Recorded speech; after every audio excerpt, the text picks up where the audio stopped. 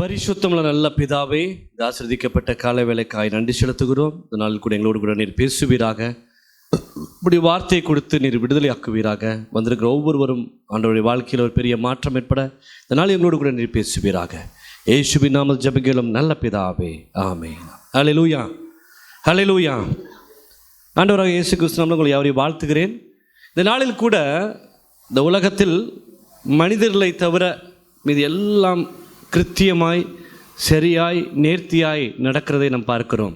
ஆமென், ஹல்லேலூயா. மனிதர்களுக்கு மாத்திரம் ஒரே ஒரு குறை உண்டு. இப்போ விலங்குகள் நேசிக்கிறாங்களா? ஒருத்தர் அனிமல்ஸுக்கு லவ் இருக்குதா? சொல்லுங்கள். அனிமல்ஸுக்கு லவ் இருக்குதா? இருக்குது. பேர்ட்ஸ் என்ன பேர் சொல்கிறோம் இல்லையா? அது பார்த்துருக்கீங்களா? அது முத்தம் கொடுக்கும், அது பக்கத்தில் போய் உட்காரும். Love birds. அப்போ விலங்குகளுக்கும் அன்பு இருக்குது, மனிதர்களுக்கும் அன்பு இருக்குது. ஆனால் விலங்குகளுக்குள்ளே எந்த பிரச்சனையும் இல்லை. ஏதாச்சும் 2 புறா சண்டை போட்டுட்டு பறந்து போகுதா? பார்த்துருக்கீங்களா? ஏதாச்சும் 2 புறா ஒருத்தர் தாக்கிக்குதா? இல்லைல்ல, ஒரு பிரச்சனை இல்லை. ஆனால் மனிதர்களுக்கு மாத்திரம் பயங்கர பிரச்சனை. ஹாவ் டிஸ்பியூட் இல்லையா? தகப்பனுக்கும் மகனுக்கும், தகப்பனுக்கும் மகளுக்கும், தாய்க்கும் மகனுக்கும், தாய்க்கு மகளுக்கும், இல்லை மாமனார் மாமியார் நண்பர்கள் எல்லார் கூடயும் ஒரு டிஸ்பியூட் வந்துடுது. இல்லை என்ன வந்துடுது? அப்போ என்ன பிரச்சனை? விலங்குகள் பறவைகளுக்கு இருக்கிற அன்புக்கும் மனிதர்களுக்கு இருக்கிற அன்புக்கும் என்ன வித்தியாசம்? ஏன் நம்மளை நாமே அறியாமல் நம்ம பிரச்சனைக்குள்ளே போயிடுறோம்? ஏன் நம்ம பகைக்கிறோம்னு யார்ட்டையும் நம்ம பழகிறது இல்லை. எல்லா மனுஷங்களும் என்ன பண்ணுவாங்க? சிநேகிக்கணும் தான். சொல்லுங்கள், சிநேகிக்கணும் தான். ஆனால் சிநேகம் போக போக அங்கே ஒரு பெரிய பிரச்சனை என்னாகுது? வருது. ஜென்ம பகையாகுது. பேச முடியாமல், பழக முடியாமல் மனிதர்கள் பிறகி போகிறாங்க. காரணம், மனிதனுடைய அன்பை ஆண்டவரோடு அல்லது தேவனோடு இணைக்கப்பட்டிருக்கிறது. என்னது? Without God we cannot love. தேவன் இல்லாமல் நாம் நம்மையும் சிநேகிக்க முடியாது, பிறரையும் சிநேகிக்க முடியாது. இந்த சின்ன சத்தியத்தை நீங்கள் புரிந்து கொள்ள வேண்டும். நம்ம அன்பை தேடி அலைகிறோம் இல்லை? நல்ல ஃப்ரெண்டு கிடைக்குதா? அல்லது ஃப்ரெண்ட்ஸு, ஸ்கூலு காலேஜில் ஃப்ரெண்ட்ஸை தேடுவோம். அப்புறம் காதலையே தேடுறோம். அப்புறம் கணவன் வந்ததுக்கப்புறம், மனைவி வந்ததுக்கப்புறம் அவங்கக்கிட்ட என்ன நம்ம கொடுக்குறோமோ இல்லையோ, நான் என்ன எதிர்பார்க்குறோம்? அவர் என்னை விசாரிக்கணும், அவர் என்கிட்ட பேசணும், அவர் என்கிட்ட பழகணும் இல்லையா? தாய் தகப்பன்ட்டு அதே மாதிரி அன்பு வைக்கணும். ஆனால் அங்கேயும் அந்த அன்பு நமக்கு கிடைக்கிறதில்ல. we are not satisfied with the love. நம்ம எதிர்பார்க்குற அன்பு நமக்கு கிடைக்காததுனால நாம் துக்கப்படுகிறோம். ஹல்லேலூயா. என்ன பண்ணுறோம் சொல்லுங்கள். இந்த காலேஜ் டைமில் எழுதும்போது சொல்லுவாங்க, நீ இன்றைக்கி என்னை மறந்துடாத. அடிக்கடி நம்ம கேட்குறேன், என்னை மறந்துடுவீங்களா? அப்போ எல்லோரும் நம்மளை நினைக்கணும், எல்லோரும் நம்மளை ஸ்நேகிக்கணும், எல்லோரும் நம்ம கூட இருக்கணுங்கிற எதிர்பார்ப்பு நம்ம கூட இருந்தாலும் ஏன் மனிதர்களுக்கு அது வாய்ப்பதில்லை? ஏன் மனிதர்களுக்கு வாய்ப்பதில்லை? காரணம், நம்முடைய சரீரத்தையும் நம்முடைய ஆவி ஆத்மா சரீரத்தையும் தேவனோடு கட்டப்பட்டிருக்கிறது. ஆதாம் ஏவாள் பாவம் செய்த பொழுது தேவனிடத்திலிருந்து அந்த அன்பு பிரிக்கப்பட்டதுனால அன்புங்கிற ஒரு விஷயம் நம்முடைய வாழ்க்கையில் இல்லை. ஆமென், ஆமென். இருந்தால் தானே கொடுக்க முடியும். அன்புங்கிற ஒரு விஷயம் நம்மக்கிட்ட இல்லை. நம்ம போலியாக தேடுறோம். நீங்கள் எவ்வளோ தேடினாலும் அது உண்மையான அன்பு கிடையாது. அது சந்தர்ப்பவாதமாக இருக்கும், அல்லது அது தேவையான அன்பாக இருக்கும், தேவைக்கு ஏற்ற அன்பாக இருக்கும், எதிர்பார்ப்பு நிறைந்த அன்பாக இருக்கும்.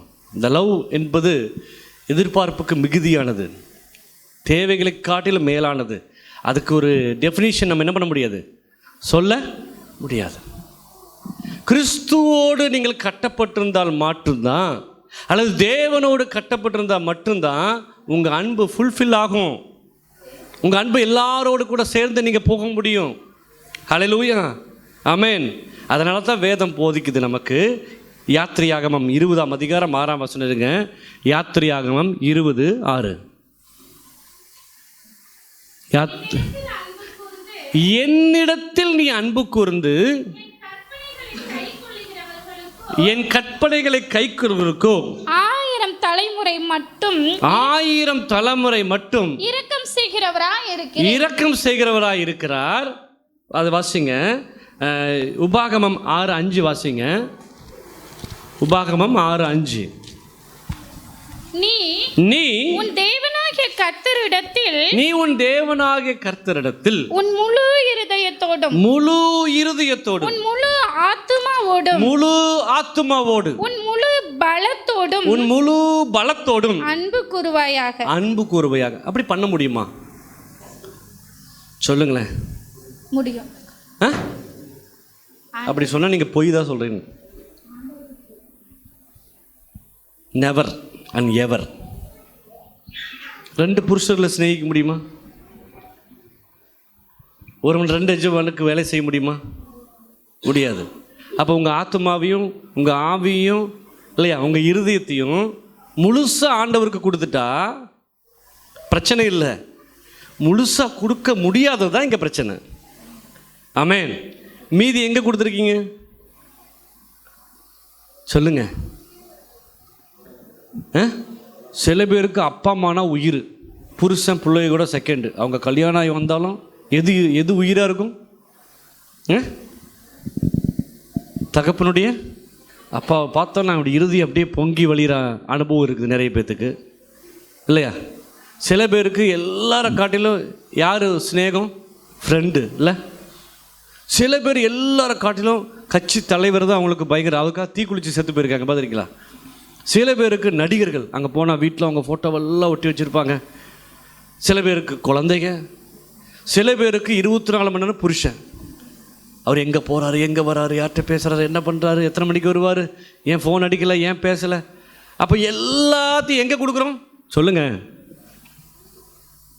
சில பேருக்கு மேக்கப், சில பேருக்கு சினிமா, சில பேருக்கு ட்ரெஸ்ஸு, சில பேருக்கு சாப்பாடு. முழு இறுதிய வாசிங்க அந்த வசனத்தை. நீ உன் தேவனாகிய கர்த்தரிடத்தில் உன் முழு இருதயத்தோடு உன் முழு ஆத்துமாவோடு உன் முழு பலத்தோடும் அன்பு கூறுவாயாக. புரியுதா உங்க பிரச்சனை எங்கன்னு? நம்ம என்ன பண்றதில்ல? முழு இருதயம், முழு ஆத்துமா, சொல்லுங்க. முழு இருதயம், முழு ஆத்துமா. எங்கேயாச்சும் சொல்லியிருக்குதா? அரை ஆத்துமா, அரை இருதயம், அரை மனசுன்னு எங்கேயாச்சும் சொல்லப்பட்டிருக்கா? அப்போ ஆண்டவர் எதிர்பார்க்குறாரு 24 மணி நேரம் உங்களை என்ன எதிர்பார்த்துட்டு இருக்காரு அவர்? முழு. நம்ம எப்போ வரோம்? நம்ம இன்னொருத்தரை சிநேகிச்சு யார் நம்மளை காயப்படுத்துனா உடனே அழுகிறது, ஆண்டவரே என்னை எடுத்துக்கொள்ளுங்கப்பா, இந்த பூமியில் வாழ்ந்தது போதும், ஹேட் மை செல்ஃப். யோசித்து பாருங்க. அவர் நினைப்பார், யார் நீ? உன்னை இத்தனை வருஷம் நான் உன்னை தேடிட்டு இருக்கிறேன். நீ யாராருக்காகவும் இருதயத்தெல்லாம் கொடுத்து உன் மனசெல்லாம் கொடுத்து கடைசியில் எங்கே வர? அவங்க காயப்படுத்ததுக்கப்புறம் எங்கே போகிறோம் சொல்லுங்க? அப்போ ஆண்டவர் எதிர்பார்க்கறது ஃபுல்ஃபில் ஆஃப் லவ். நீ முழு இருதயத்தோடு, முழு ஆத்மாவோடு, முழு பலத்தோடு நீ ஆண்டவருக்கு கொடுக்கணும். மார்க் எழுதின சுவிசேஷம் 20:12-30 சொல்லுது. அது கட்டளையாய் சொல்லப்பட்டிருக்கு. மார்க் எழுதின சுவிசேஷம் 12:30. உன் தேவனாகிய கர்த்தரிடத்தில் உன் முழு இருதயத்தோடு, முழு ஆத்துமாவோடும், முழு மனதோடும், முழு பலத்தோடும் அன்பு கூறுவாயாகில் என்பதே பிரதான கற்பனை. அதே பிரதான கற்பனை. இதற்கு ஒப்பாய் இருக்கிற இரண்டாவது கற்பனை. இதுதான் பிரதான கற்பனை. என்ன பிரதான கற்பனை? உன் தேவனாகிய கர்த்தரிடத்தில் உன் முழு இருதயத்தோடும், உன் முழு ஆத்துமாவோடும், உன் முழு மனதோடும், உன் முழு பலத்தோடும் அன்பு கூறுவாயாக. 33. முழு இருதயத்தோடும், முழு இருதயத்தோடும், முழு மனதோடும், முழு மனதோடும், முழு ஆத்துமாவோடும், முழு ஆத்துமாவோடும், பலத்தோடும் அவரிடத்தில் அன்பு கூறுகிறதும் தன்னிடத்தில் அன்பு கூறுகிறது போல போதும். ஆண்டவர் எதிர்பார்க்கிறது நீ என்கிட்ட முழு மனசையும் கொடு, உன் முழு இருதயத்தை கொடு. அதனால தான் வேதம் நமக்கு சொல்லுது, உன் பிள்ளைகள் மேலே என்ன பண்ணாத, அன்பு செலுத்தாத. உன் தகப்பனையும் தாயின் என்ன பண்ணு, மறந்து விடு. மனைவி இருக்கிறவன் மனைவி இல்லாதது போல வாழணும். புருஷன் இருக்கிறவன், அப்படி அர்த்தம் மனைவி இல்லாதவன் மனைவி விட்டு வேறொரு மனைவி கூட இல்லை. புருஷன் இல்லாதவன் புருஷனை விட்டுட்டு வேறொரு புருஷன் கூட இல்லை. இருக்கிற புருஷனையே இருக்கிறது போலவே இல்லாத மாதிரி வாழணும். என்னது? ஆமென்.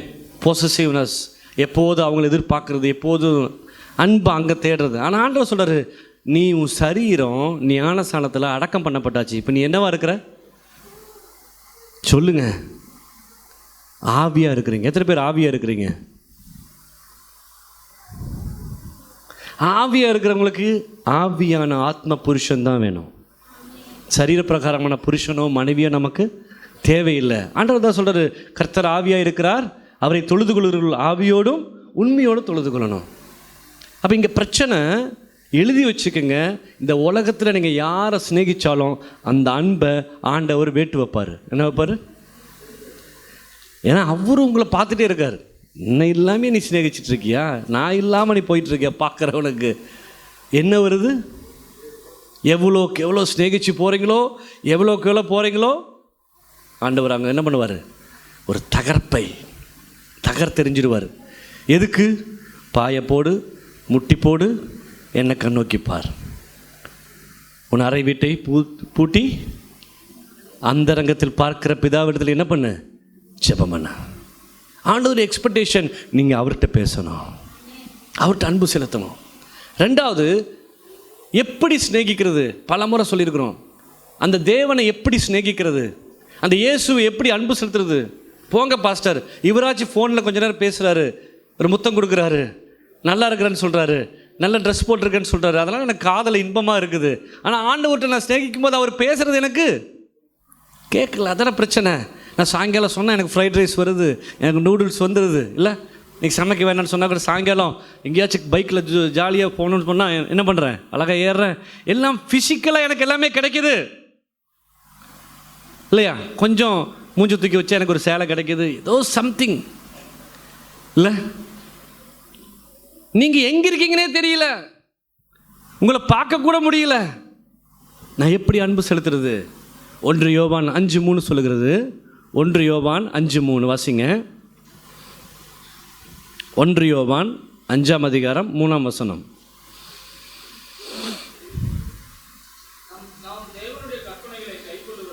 நாம் தேவனுடைய கற்பனைகளை கைக்கொள்ளுவதே.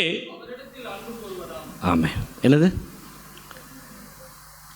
தேடி தேடி இதில் என்ன சொல்லியிருக்குதோ அதை ஃபாலோ பண்ணிங்கன்னா அதுதான் நீங்கள் அவர் மேலே வச்சுருக்கிற அன்பான்.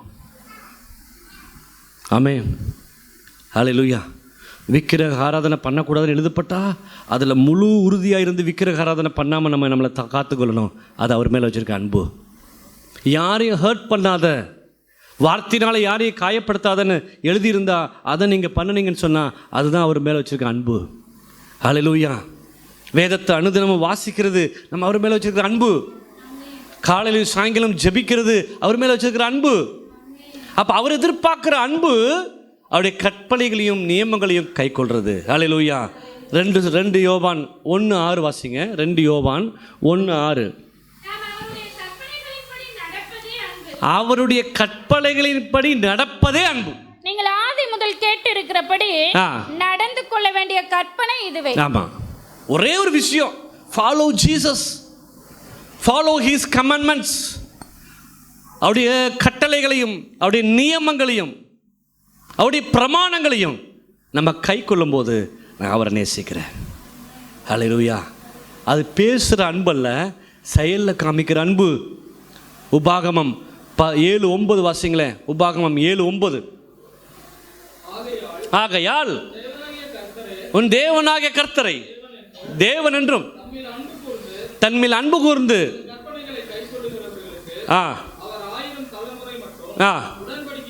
உடன்படிக்கையையும் தயவையும் அவர் உண்மையுள்ள தேவன் என்றும். போதும் 11:1 வாசிங்க. 11:1.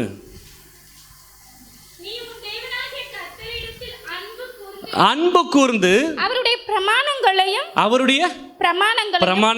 அவருடைய கட்டளைகளையும் அவருடைய நியாயங்களையும் அவருடைய கற்பனைகளையும் எப்பொழுதும் கைக்கொள்வாயாக. எப்பொழுது? இப்பொழுதா? அப்பொழுதா? எப்பொழுதும் கைக்கொள்வாயாக. ஆமென். ஹல்லேலூயா. எப்பொழுதும். நல்ல விசேஷமானாலும் சரி, துக்க நிகழ்ச்சியாக இருந்தாலும் சரி, உனக்கு துக்கமாக இருந்தாலும் சந்தோஷமாக இருந்தாலும் நீ அவரையே பார்க்க வேண்டும். உங்களில் ஒருவன் துக்கமாக இருந்தால் அழக்கடவது, உங்களில் ஒருவன் சந்தோஷமாக இருந்தால் சங்கீதம் பாடக்கடவது என்று வேதம் சொல்லுகிறது. சங்கீதத்தினாலும் கீர்த்தனைகளாலும் நீங்கள் நிறைந்தவர்களாய், வசனத்தோடு நிறைந்தவர்களாய். ஹல்லேலூயா. அந்த அன்பு தான் மேலான அன்பு. நான் அவரை சிநேகிக்கிறேன்னு சொன்னால் சும்மா இல்லை, அந்த சிநேகிப்பதுக்கு நான் இதை பண்ணணும். 11:22 வாசிங்க. நீங்கள் அன்பு கூர்ந்து அவர் வழிகளில் எல்லாம் நடந்து அவரை பற்றி கொண்டிருக்கும்படி நான் உங்களுக்கு செய்ய கற்பிக்கிற இந்த கற்பனைகளை எல்லாம் ஜாக்கிரதையாய் கைக்கொள்வீர்கள். என்ன பண்ணணும்? இந்த கற்பனைகளை கைக்கொள்வதற்கு ஜாக்கிரதையா இருக்க வேண்டும். 19:8 வாசிங்களேன். 19:8. நீ கர்த்தரிடத்தில் அன்பு கூர்ந்து என்னாலும் அவர் வழிகளில் நடக்கும்படிக்கு இன்று நான் உனக்கு கற்பிக்கிற இந்த எல்லா கற்பனைகளையும் கைக்கொண்டு அதன்படி செய்து. சங்கீதம் 97:10 வாசிங்க. கர்த்தரில் அன்பு கூறுகிறவர்களே தீமையை வெறுத்து விடுங்கள். ஆமா, கர்த்தரிடத்தில் அன்பு கூறுவங்க என்ன பண்ணுவாங்களா? சொல்லுங்க. தீமையை வெறுத்து விடுங்கள்.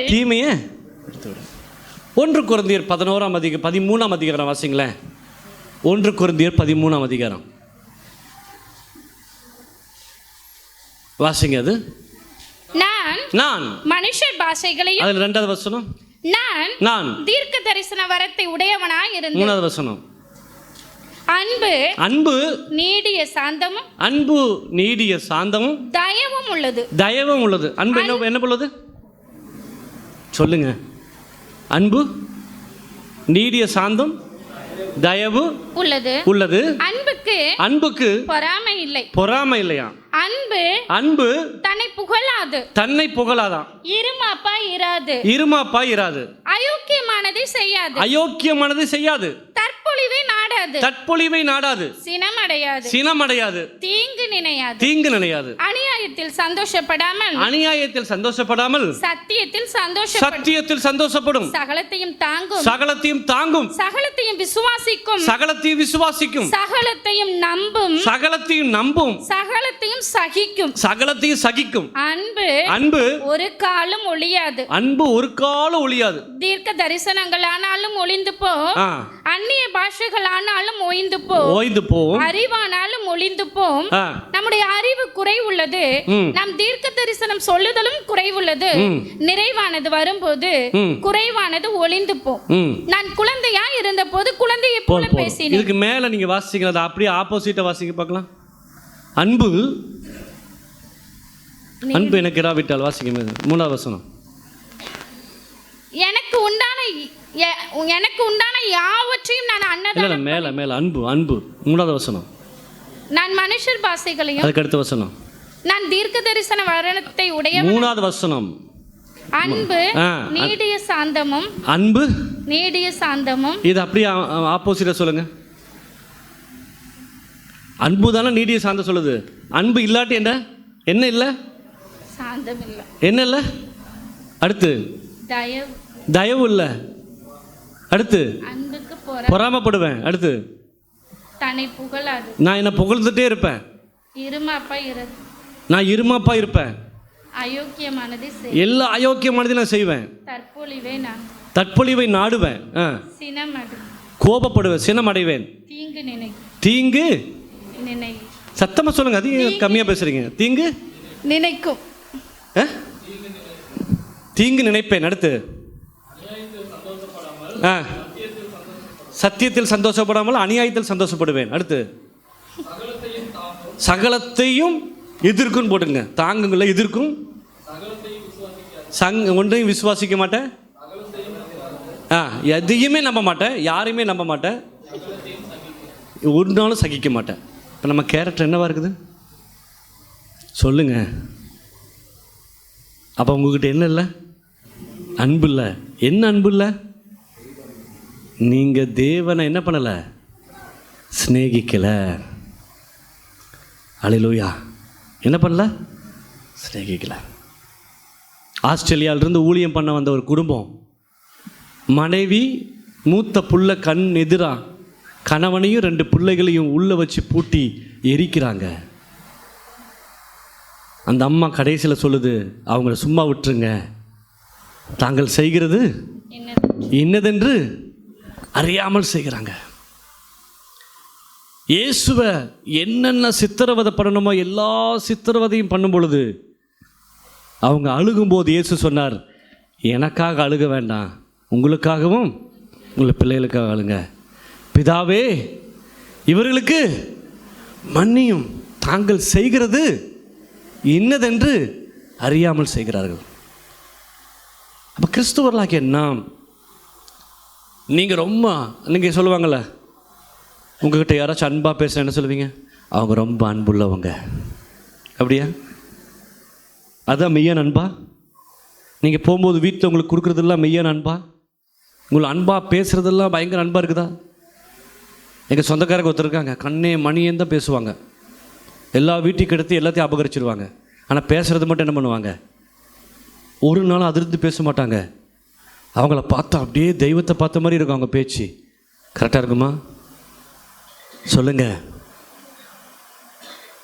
அப்போ அன்பு உனக்குள்ளே இருந்துச்சுன்னு சொன்னால் நம்ம இந்த மாதிரி கேரக்டரில் நம்ம என்ன பண்ண மாட்டோம்? இருக்க மாட்டோம். ஒருத்தருக்கு தீங்கு நினைக்க மாட்டோம், தற்பொழிவை நாட மாட்டோம், சினமடைய மாட்டோம், சகலத்தை தாங்குவோம், சகலத்தை சகிப்போம், நீடிய பொறுமை உள்ளவங்களாக இருப்போம்.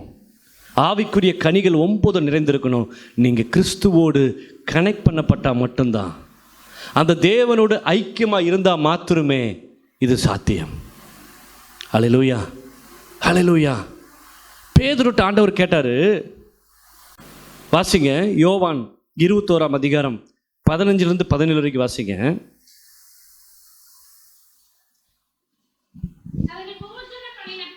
இல்லை, அதுக்கு முன்னாடி இதை பார்த்துடலாம். இந்த அன்பு நீங்கள் செலுத்துறீங்கன்னா என்ன பெனிஃபிட் உங்களுக்கு வாழ்க்கையில்? அவர் அன்பு செலுத்தணும். எப்படி செலுத்தணும்? அவருடைய கட்டளைகளையும் நியமங்களையும் கை கொள்ளணும். அதனால் ஆண்டவர் உங்களுக்கு கொடுக்குற பெனிஃபிட் தெரியுமா? சங்கீதம் 155 145 20 வாசிங்களேன். சங்கீதம் 145 20. கர்த்தர் தம்மில் அன்பு கூறுகிற யாவரையும், தன்னிடத்தில் அன்பு கூறுகிற யாவரையும் காப்பாற்றி துன்மார்க்கர் யாவரையும் அழிப்பார். என்ன பண்றாரா? காப்பாற்றி. சொல்லுங்க. நான் அவரை சிநேகிக்கிறதுனால, சொல்லுங்க, நான் அன்பு செலுத்துறதுனால என்னை காப்பாற்றுவார். அல்லேலூயா.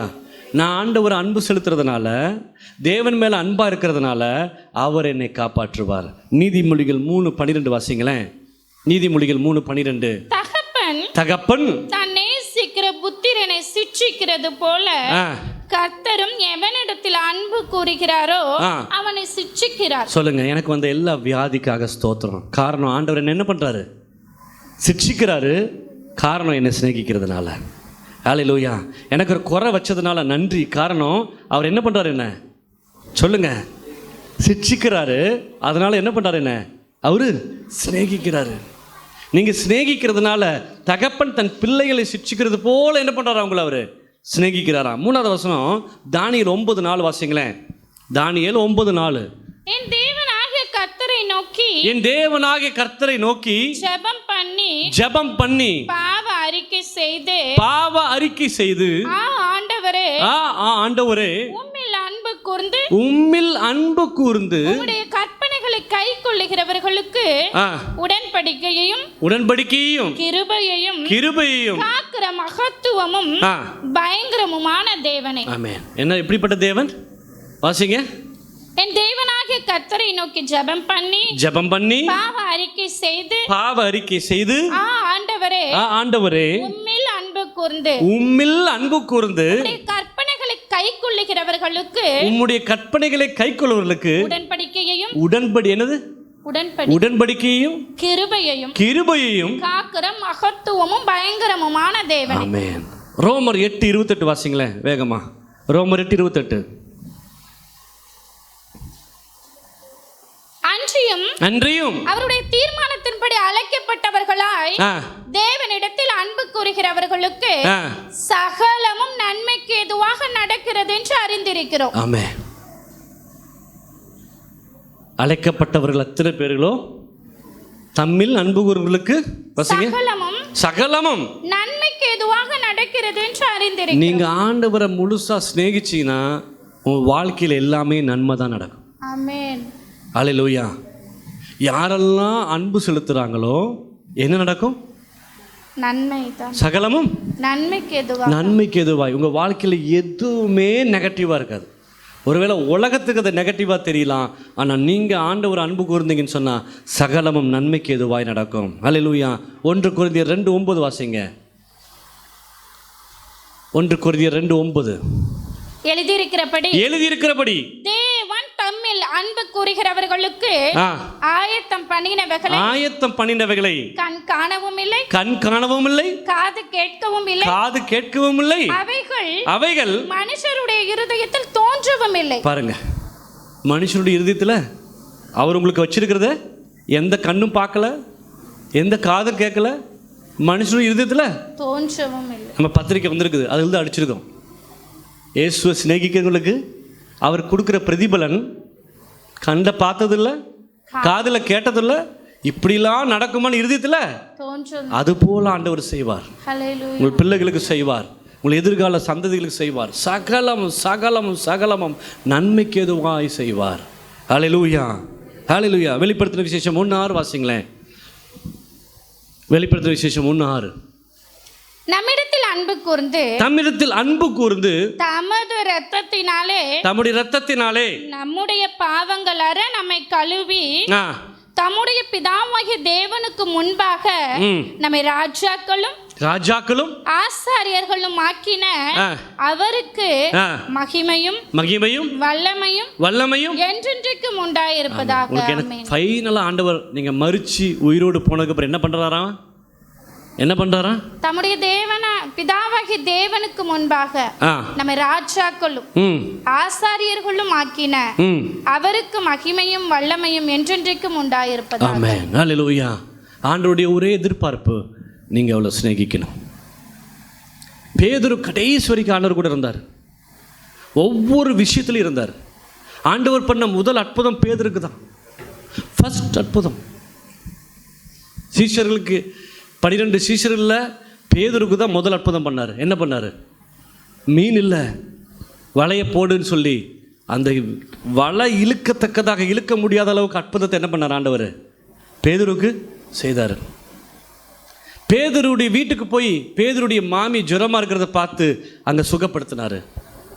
டேக்ஸ் கட்டணுங்கிறதுக்காக நீ போய் வலை போடு, அங்கே ஒரு மீன் வரும், அதில் வெள்ளி பணம் வரும், அதை எடுத்துகிட்டு போய் டேக்ஸ் கட்டுன்னு சொன்னார். பேதுருக்காக சகலத்தை செய்தார். பேதுரு இயேசுவை மறுதலித்தான். இயேசுவை சிலுவையில் அரைஞ்சு கொண்டு போகும்போது என்ன தெரியுமா சொல்லிட்டாங்க? இவர் யாருன்னு தெரியாது. 3 தரம் இயேசு மறுபடி உயிரோடு எழுப்பி வந்து பேதுருட்ட கேட்குறாரு. 1 யோவான் 21:15 வாசிங்க. அவர்கள் போஜன பண்ணின பின்பு சீமோன் பேதுருவை நோக்கி யோனாவின் குமாரனாகிய சீமோனே, இவர்களிலும் அதிகமாய் நீ என்னிடத்தில் அன்பாய் இருக்கிறாயா என்று கேட்டார். அதற்கு அவன் ஆம் ஆண்டவரே உம்மை நேசிக்கிறேன் என்பதை நீர் அறிவீர் என்றான். அடுத்து அவர் என் ஆட்டுக்குட்டிகளை மேய்ப்பாயாக என்றார். 2ஆம் தரம் பேதுருவை பார்த்து 2ஆம் தரம் அவர் அவனை நோக்கி யோனாவின் குமாரனாகிய சீமோனே நீ என்னிடத்தில் அன்பாய் இருக்கிறாயா? அதற்கு அவன் ஆம் ஆண்டவரே உம்மை நேசிக்கிறேன் என்பதை நீர் அறிவீர் என்றான். அடுத்து மூன்றாம் தரம் அவர் அவனை நோக்கி யோனாவின் குமாரனாகிய சீமோனே நீ என்னை நேசிக்கிறாயா, நீ என்னை சிநேகிக்கிறாயா, என்னை நேசிக்கிறாயா என்று என்னை சிநேகிக்கிறாயா நேசிக்கிறாயா என்று கேட்ட பொழுது அவர் மூன்றாம் தரம் தன்னை கேட்டபடியினாலே அவன் மூன்றாம் தரம் கேட்டபடியினாலே பேதுரு துக்கப்பட்டு ஆண்டவரே நீர் எல்லாவற்றையும் அறிந்திருக்கிறீர், நான் உம்மை நேசிக்கிறேன் என்பதையும் நீர் அறிவீர் என்றான். ஆமென். ஆண்டவருடைய ஒரே நோக்கம், அவன் மறுதளிச்சதுனால ஆண்டவருக்கு கோபம் இல்லை. நல்லா புரிஞ்சுங்க, மிக முக்கியமான கட்டம். உங்கள் லைஃப்பில் நீங்கள் பண்ணுற தவறுக்கு காரணம் ஆண்டவருக்கு நீங்கள் தப்பு பண்ணுறதை பற்றி அவர் கோவப்படுறதே இல்லை.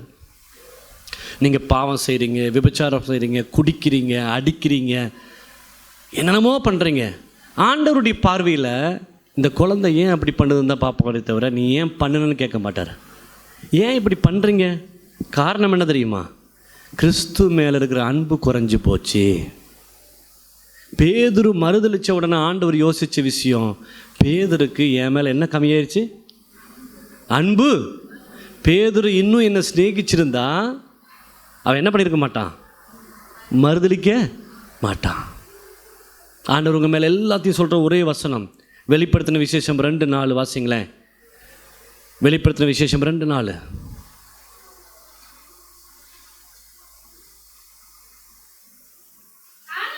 ஆனாலும் நீ ஆதியில் கொண்டிருந்த அன்பை விட்டாய் என்று விட்டாய் என்று உன் பேரில் எனக்கு குறை உண்டு. பேரில் ஒரு குறை உண்டு. அல்லேலூயா. இந்த சர்ச்சை ஆரம்பித்து 8 வருஷம் ஆச்சு.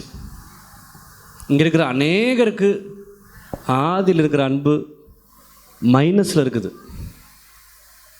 1% கூட இல்லை.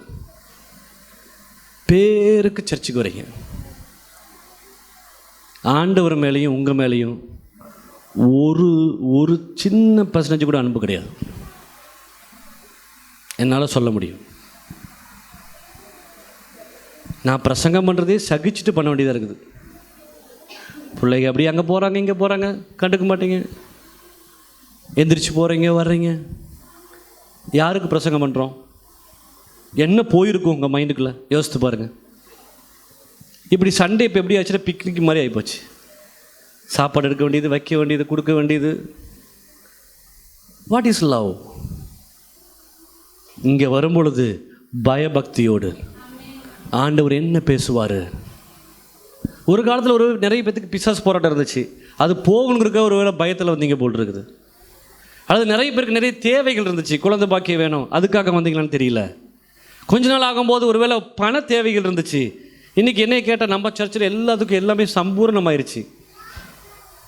Everything is fulfilled. ஒரு பிரச்சனையும் இல்லை. உங்கள் பிள்ளைகளை பற்றி ஒரு கவலை கிடையாது, சர்ச்சுக்கு கூட்டிகிட்டு வரதை பற்றி ஒரு கவலை கிடையாது, சர்ச்சு டைமிங்கை பற்றி ஒரு கவலை கிடையாது. ஆனால் ஆண்டவர் சொல்கிறது, உன் பேரில் எனக்கு ஒரு குறை உண்டு. ஆதியில் இருந்த அன்பு உனக்கு இருக்குதா? நீ உண்மையாலுமே ஆண்டவரை சிநேகிக்கிறியா? ஒரு சிலர் கண்களை மூடி நீங்கள் சும்மா பைபிள் எடுத்துகிட்டு சர்ச்சுக்கு வர்றதுனால ஒரு பிரயோஜனமும் இல்லை, ஆண்டவருக்கு ஒரு நஷ்டமும் இல்லை. ஆண்டவர் ஞானஸ்நானம் எடுக்க வேண்டிய அவசியம் இல்லை, ஆண்டவர் பரலோகம் போக வேண்டிய அவசியம் இல்லை. அவர் பரலோகத்தில் தான் இருக்கிறார். உன்னுடைய காரியம் என்ன? நீ என்ன ஆக போகிறாய்? உன் பிள்ளைகளுடைய எதிர்காலம் என்னமாக போகிறது?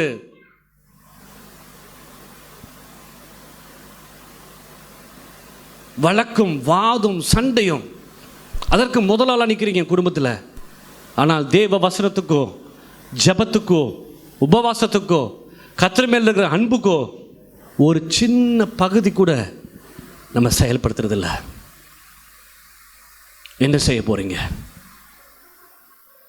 நீ ஞானஸ்நானம் எடுத்த அன்பு இப்போ உங்ககிட்ட இருக்குதா? ஆண்டவரே தேடி வந்த அன்பு இருக்குதா? ஆண்டவர்களுக்கு ஒண்ணுமே பண்ணலையா? அவர் அற்புதமே பண்ணலையா? நீங்களும் நான் இன்னைக்கு ஜீவனோடு இருக்கிறதுக்கு காரணம் ஆண்டவர் மாத்திரமே. மரித்து போயிருந்த என்ன உயிரோடு எழுப்பினார்.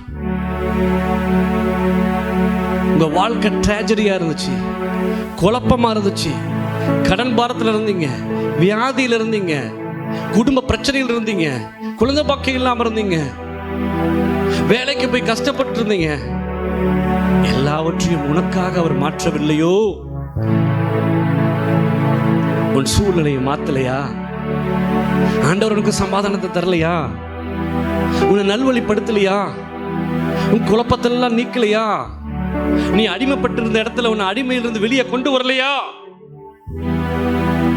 தேவ சமூகத்தை ஒப்புட்டு அர்ப்பணம் பண்ண, சமர்ப்பணம் பண்ண. லார்ட், லார்ட், ஒரு விசை, ஒரு விசை.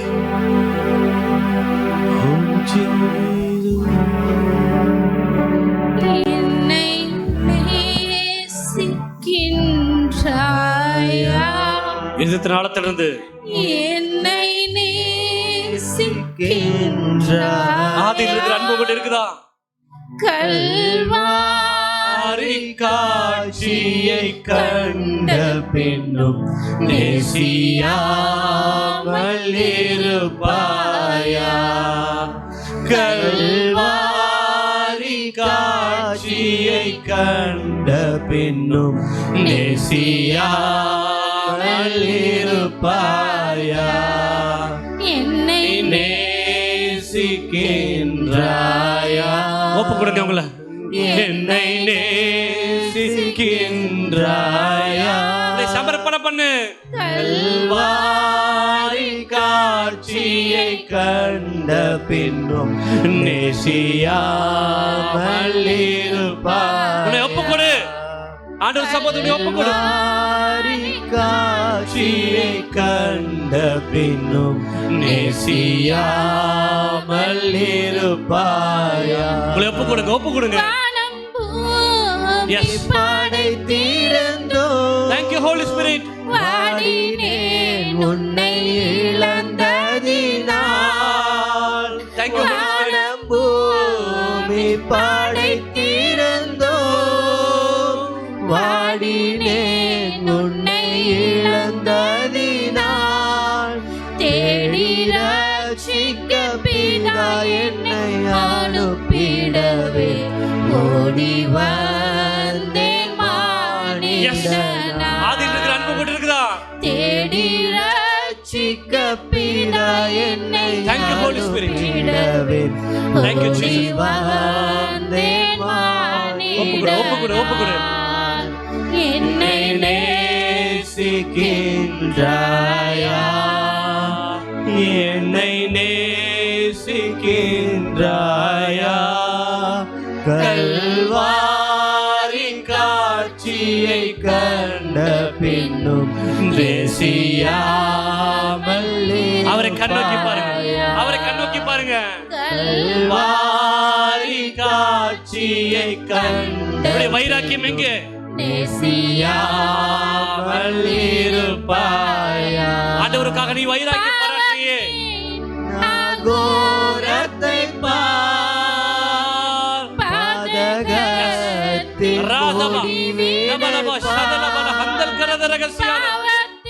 Thank you, Jesus. கோரத்தை பார், பாதகத்தின் முடிவினை பார். பரிகாச சின்னமாய் சிலுவையிலே பலியான பாவி உனக்காக. ஒப்பு கொடு. பரிகாச சின்னமாய் சிலுவையிலே பலியான பாவி உனக்காக. எல்லாத்தையும் அவர்கிட்ட வாங்கிட்டு நன்மையை மாத்திரம் அவர்கிட்ட பெற்றுக்கொண்டு நீ திருப்பி அவர்கிட்ட அன்பு செலுத்தாம, அவருடைய கற்பனைகளை கை கொள்ளாம, நீ அவருக்கு எதிராய் நடந்தால், அவரை சிநேகியாமல் இருந்தால், நீ பாவத்தில் வீழ்ந்தால், அவர் கேட்கிற நீ என்ன சிநேகிக்கிறாய்? நீ என்ன சிநேகிக்கிறியா? ஒரு நாள் இந்த இடத்துக்கு வரும் பொழுது எவ்வளவு துக்கத்தோடு வந்திருப்ப. இந்த சர்ச்சுக்கு வரும்போது எவ்வளவு கண்ணீரோட வந்திருப்ப. அவரை கண்ணோக்கி அவர் இன்னும் உங்களை எதிர்பார்க்கிறார்.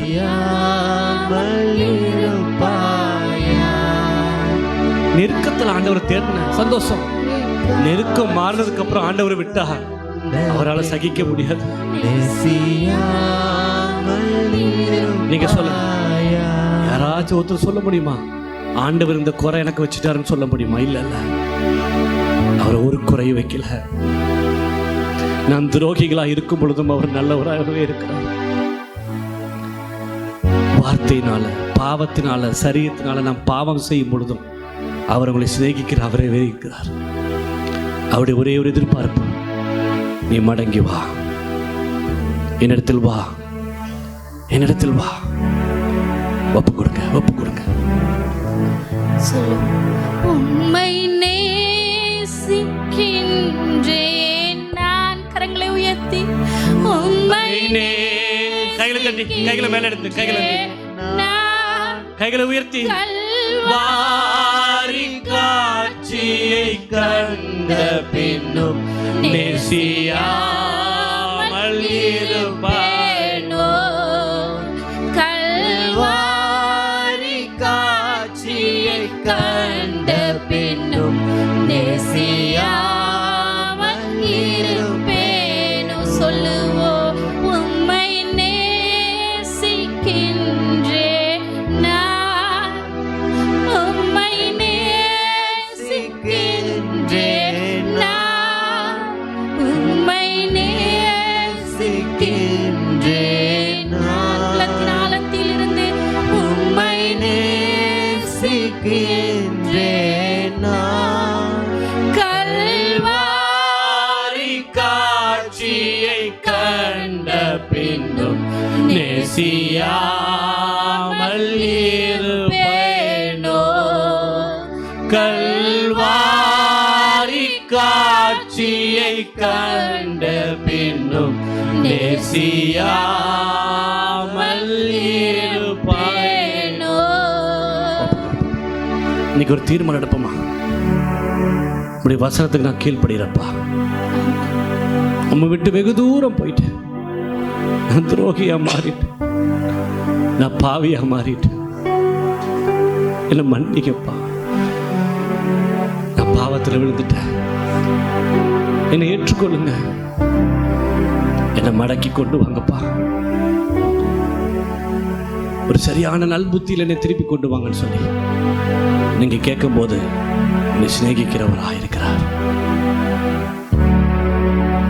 ஒப்பு கொடுப்போமா? பரிசுத்தமுள்ள நல்ல பிதாவே, இந்த ஆசீர்வதிக்கப்பட்ட கால வேளைக்காய் நன்றி செலுத்துக்கிறோம். தெய்வ சமூகத்தில் ஆண்டவரே எங்களை அர்ப்பணிக்கிறப்பா, நீர் பொறுப்படுத்திக் கொள்ளுங்க. அதற்கு ஒவ்வொருவரையும் நீர் பொறுப்படுத்திக் கொள்ளுங்கப்பா. தேவ நாம மகிமைப்படட்டும். இயேசுவின் நாமத்தில் ஜெபிக்கிறோம் நல்ல பிதாவே, ஆமென். ஆத்துமாவே கர்த்தரை ஸ்தோத்திரி, என் முழு உள்ளமே பரிசுத்த நாமத்தை ஸ்தோத்திரி. என் ஆத்துமாவே கர்த்தரை ஸ்தோத்திரி, அவர் செய்த சகல பாலியம் பிரபலம். கர்த்தராகிய இயேசு கிறிஸ்துவின் கிருபையும் பிதாவாகிய தேவனுடைய அன்பும் பரிசுத்த ஆவியுடைய அன்யோன்ய ஐக்கியமும் மீண்டும் மீண்டும் சதா காலங்களோடு கூட இருப்பதாக. ஆமென்.